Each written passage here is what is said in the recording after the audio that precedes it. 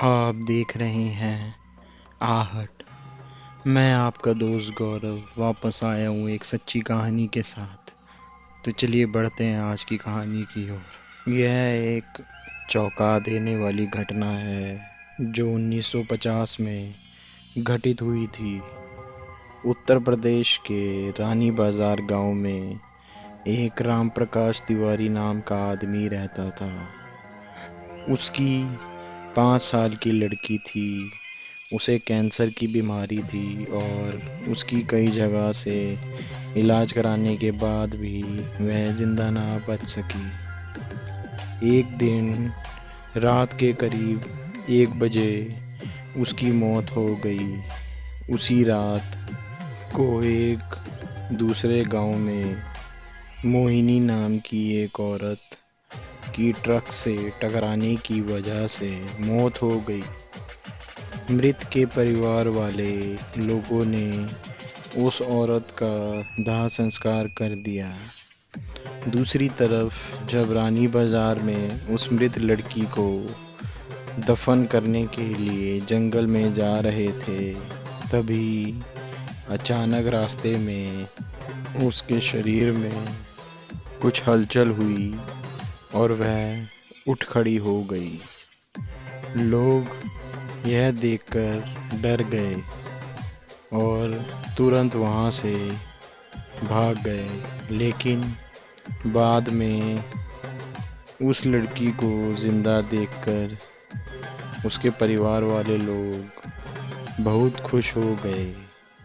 लेकिन लोगों को यह पता नहीं था कि उस लड़की के शरीर को किसी और की आत्मा ने जकड़ लिया है। उस 5 साल की लड़की के अंदर मोहिनी की आत्मा घुस चुकी थी। वह अलग जगह पर आकर बहुत दुखी और परेशान हो गई थी। उसका खाना खाने में भी मन नहीं लगता था, लेकिन उसकी माँ उसे अपने हाथों से खाना खिला देती थी। एक दिन वह लड़की अपनी माँ के साथ उसके मामा जी के घर जा रही थी और रास्ते में अचानक वह जगह आई जहां मोहिनी की ट्रक से मौत हो गई थी। उस बच्ची ने अपनी माँ को इशारा करके बताया कि यह रास्ता उसके गांव की तरफ जाता है और उसकी माँ ने उसकी बातों को अनसुना कर दिया और अपने मामा जी के घर पहुंच गई। उसके मामा जी के घर के पास मोहिनी के गांव की एक औरत सिमरन किसी काम से आई हुई थी। मोहिनी की आत्मा ने उसको पहचान कर उसको आवाज देने लगी। सिमरन को लड़की के मुंह से अपना नाम सुनकर आश्चर्य हुआ। सिमरन के पूछने पर उस लड़की ने उसको अपनी पूरी घटना बता दी और बोली कि मेरी मौत से पहले ही मेरे घर वालों ने मुझे जला दिया और इस बच्ची की खाली शरीर को देखकर इसमें रहने लगी। जब सिमरन ने यह बात सुनी तो वह काफ़ी घबरा गई। तुरंत उसने अपने गांव जाकर सारे गांव वाले लोगों को यह बात बता दी और उसका पूरा परिवार मोहिनी से मिलने आ गया। उस लड़की ने सबको पहचान लिया और वह अपने पूरे परिवार के साथ गांव जाने की जिद करने लगी।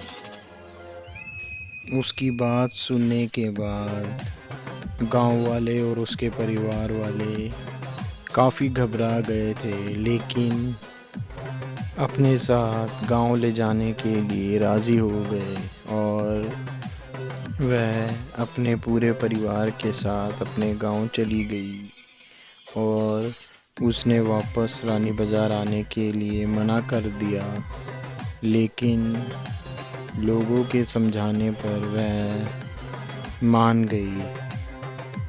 इस तरह वह दोनों परिवारों के साथ रहने लगी। ये थी मेरी आज की कहानी।